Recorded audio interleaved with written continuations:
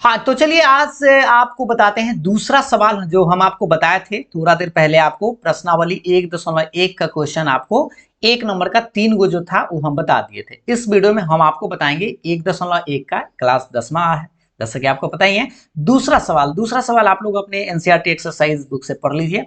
सवाल यह है कि सिद्ध करे कि, देखिएगा, सिद्ध करे कि कोई भी धनात्मक विषम पूर्णांक 6q+1, 6q+3 या 6q+5 के रूप का होता है, जहां q क्या है तो एक पूर्णांक है। ठीक है, तो ये साबित करना हम आपको पहले भी बताए हैं, लेकिन यहां पर भी आपको साबित करना बताते हैं। ये छोटा सा वीडियो है, इसमें आपको बड़ी आसानी से समझ में आ जाएगा। तो चलिए स्टार्ट करते हैं। तो सबसे पहले हम आपको बता दें, एक बार याद दिला दें, इसको प्रूफ करने का तरीका आप लोग को पता ही होगा। सबसे पहले क्या जाता है, इसका रूप पहचाना जाता है। यहाँ पे 6 लिखा है, यानी कि आपको यूक्लिड विभाजन एल्गोरिथम से चलना है। ठीक है, तो सबसे पहले आप क्या करिए, आपको करना क्या है, यहाँ पे आपको मान लेना है, माना कि Q क्या है, पहले माना कि Q एक पूर्णांक है, धनात्मक पूर्णांक आप ले लीजिए, ठीक रहेगा। धनात्मक पूर्णांक है, मतलब कि प्लस में है। क्लियर है, ये मान लिए। अब आप बताइए, याद करिए, धनात्मक अगर पूर्णांक है तो थोड़ा सा यहाँ पर देखिए, आपको कितना कितना रूप लाना है, 6 की है ना। तो आपको करना क्या है, अब लिखना है यूक्लिड विभाजन एल्गोरिथम से। इसको ऊपर करिए, यहां से आप समझिएगा अच्छा से। ठीक है, यूक्लिड विभाजन एल्गोरिथम से, यूक्लिड विभाजन एल्गोरिथम से। ठीक है, ये सब तो आपको लिखने आता ही है, एक दो बार लिखेगा याद हो जाएगा, कुछ नहीं है। चलिए, यूक्लिड विभाजन से आपको बताते हैं a बराबर BQ+R, जहां पर आपको यह भी बताया गया था कि R का जो मान होता है वो 0 से बड़ा होता है या बराबर, लेकिन B से छोटा होता है। ठीक है, तो यहां पर आपको ध्यान देना है कि किस फॉर्म में लाना है। देखिए 6Q यानी B के जगह आपको स्पष्ट दिखाई दे रहा है कि 6 है। देखिए यहाँ पर है ना BQ, ये फॉर्मूला हो गया।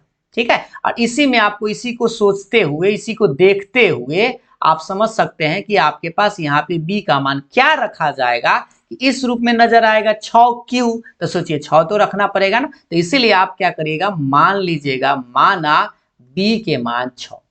क्यों भाई 6, समझ में आया ना क्यों 6, क्योंकि 6Q लाना है। और जैसे B का मान 6 होगा तो आप यहाँ देखिए, अगर यहाँ 6 रखिएगा तो R का जो मान होगा 6 से छोटा ही लेना, यानी कि R का मान आप क्या क्या ले सकते हैं। तो पहले आप यहाँ पे लिख दीजिए A बराबर 6Q, B के जगह 6 बैठा दीजिए, 6Q+R, इसको समीकरण 1 मान लीजिए। ठीक, और R का मान आपका क्या क्या हो सकता है, ये आप खुद समझ सकते हैं कि आपको 6 से छोटा लेना है। तो 0 हो सकता है, 1 हो सकता है, 2 हो सकता है, 3, 4 और 5। 6 नहीं होगा क्योंकि 6 से छोटा होता है। देखिए ये कंडीशन आप जरूर याद रखिएगा।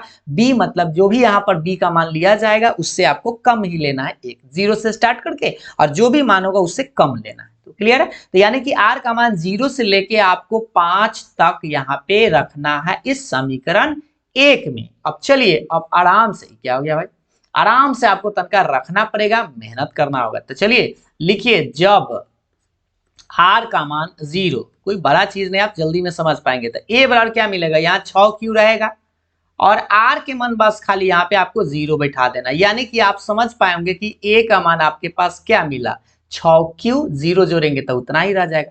फिर आप R का मान 1 रखिए भाई, तो 1 रखेंगे तो A बराबर क्या मिलेगा, 6Q प्लस, यहाँ पे देखिए R का मान खाली 1 बैठा देना। समझ में आ रहा है। अब आप बताइए भाई, R के मान 2 भी रखना है तो 2 रखिएगा तो A बराबर क्या आएगा, 6Q प्लस, देखिए सब में तो 6Q रहेगा, खाली R के मान बैठाना, तो 1 रखे, फिर आप इस बार 2 रखते हैं, फिर R के मान 3 रखिए, तो 3 रखिएगा तो A बराबर क्या मिलेगा, 6Q प्लस 3। क्या आपको बात समझ में आ रहा है ना, समीकरण 1 में आपको रखते जाना है। R के मान 4 रखिए, तो 4 रखेंगे तो A बराबर क्या मिलेगा, 6Q प्लस 4, और जैसे ही R का मान 5 रखिएगा तो लिखिएगा A बराबर क्या है, 6Q प्लस 5। ये आपका मान निकालने वाला बात हुआ कि आपको रख दिए। रखने के बाद आपको करना क्या है, यहां से देखना है, क्या देखना है भाई, तो देखिए, ये देखिए आपको पहले प्रश्न में क्या करा था, विषम, यह कह रहा था कि सम, एकरा पर ध्यान देना है। ठीक, तो हम तो मान सब रख दिए, लेकिन हमसे क्या कर रहा था, धनात्मक व विषम पूछ रहा था भाई। क्या पूछ रहा था, विषम, यानी कि विषम मतलब जो विषम संख्या होगा उसको। तो विषम संख्या आपको पहचानना हम कई बार बताए भी हैं। तो देखिए एक बार थोड़ा सा याद कर लीजिए, इसमें विषम क्या है, ये जो है सम है ना, ये क्या है, सम है। तो आपको विषम वाला पकड़ना है, तो थोड़ा सा ये क्या हो गया भाई, मिट नहीं रहा है, एक सेकेंड, छोड़िए इसको। अब देखिए ये आ जाइए, विषम वाला कौन सा है, विषम को देखिए, अरे एक सेकेंड,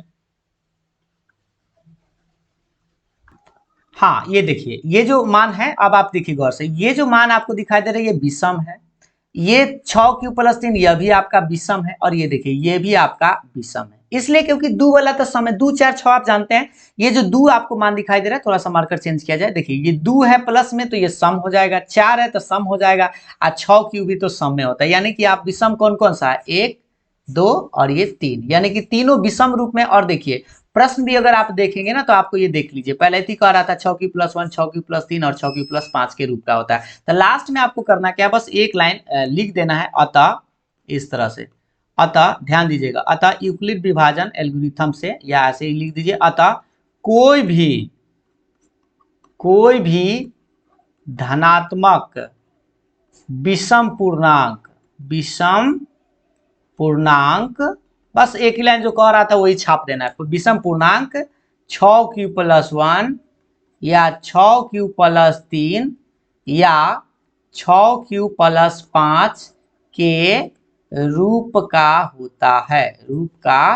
होता है, यही चीज आपको लिख देना है बस। क्योंकि आप देख लीजिए यहाँ पे 6q + 1 एगो आया, एगो 6q + 3 विषम है, और एगो 6q + 5 विषम है, बस इतना लिख दीजिएगा।